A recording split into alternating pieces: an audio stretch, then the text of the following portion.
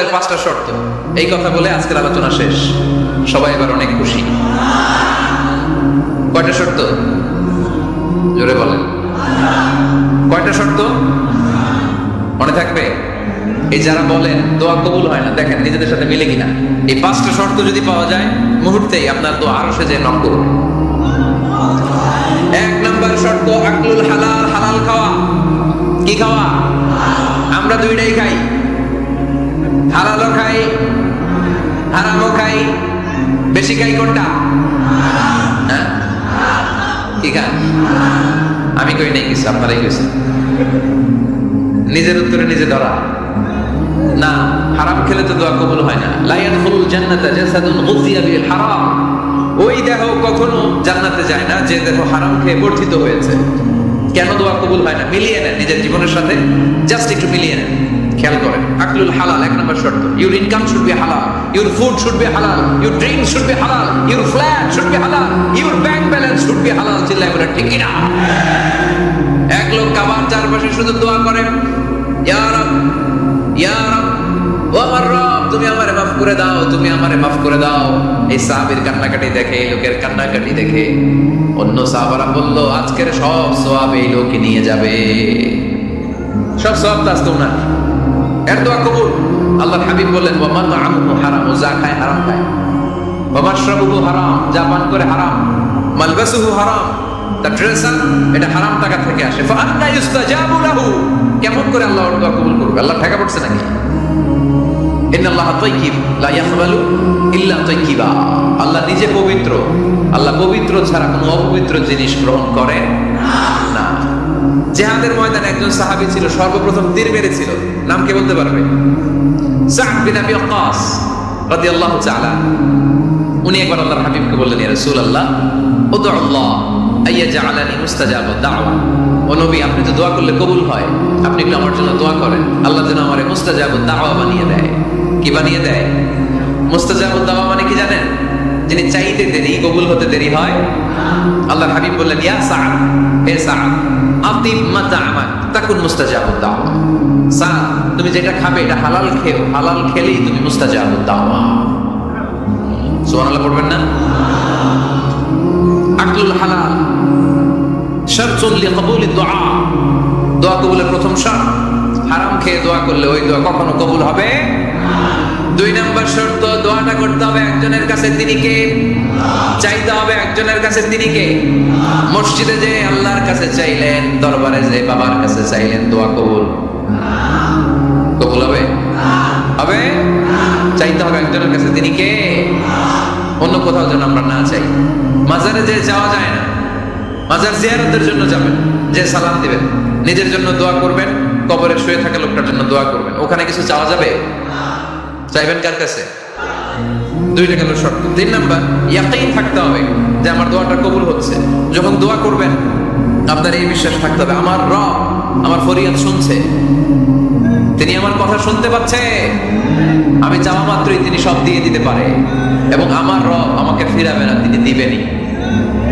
এরকম ইয়াকিন থাকতে হবে। উদউল্লাহ ওয়া আনতুম মুখিনুনা বিল ইজাবা, এমন ভাবে দোয়া করো যে তুমি সুনিশ্চিত এই দোয়া কবুল হবেই। এই নিশ্চয়তা নিজে নিজে নিয়ে নেবেন। আল্লাহর উপর ভরসা কম আমাদের, এই ভরসা জাগে না, যারে উনি দিবেনই নিশ্চিত। আপনি নিশ্চিত হলে পেয়ে যাবেন নিশ্চিত। আপনার মধ্যে যদি সন্দেহ হয় রে কবুল হয় না, না হয়, ওই দোয়া জীবনেও কবুল হবে না। ঠিক কিনা? 4 নম্বর শর্ত, সালাতু আলা রাসূলিল্লাহ, আল্লাহর হাবিব সাল্লাল্লাহু আলাইহি ওয়াসাল্লামের উপর দুরূদ পড়া। কুল্লু দুআ মাহজুব মাওকুফুন বাইনাস সামাই ওয়াল আরদ, আমরা যা দোয়া করি সব আকাশ জমিনের মাঝখানে পেন্ডিং হয়ে থাকে।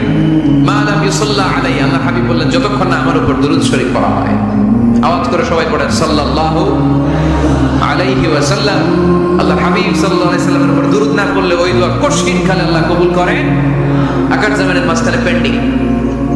মেসেজ করেছেন আপনার বন্ধুকে, আপনার মোবাইলে টাকা নেই, মেসেজটা কি হয়ে থাকে? পেন্ডিং, তাই না?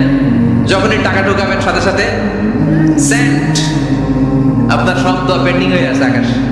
আজকে দুরূদ করে দিবেন, সব সেন্ট, মুআল্লাক, সব ঝুলে থাকে।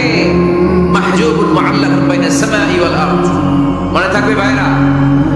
5 নাম্বার সর্বশেষ শর্ত হলো মুওয়াফাকাতুদ দুআ বিদ দাওয়াম, শুধু দোয়ায় কাজ হয় না, দোয়ার সাথে মাঝে মাঝে দাওয়ারও দরকার আছে না নাই? দোয়াও লাগবে, ঠিক কিনা?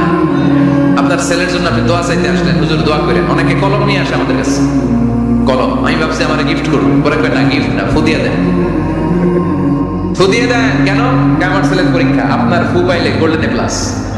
আমি কে সর্বনাশ, লেখাপড়া না করলে ডবল জিরো পাবে, দোয়ায় কাজ হবে না। আগে পড়াশোনা করতে হবে, তারপরে দোয়ায় কাজ হবে, ঠিক কিনা? দোয়াটা ভ্যালিউ অ্যাড করে, ইট অ্যাডেড দ্য ভ্যালিউ।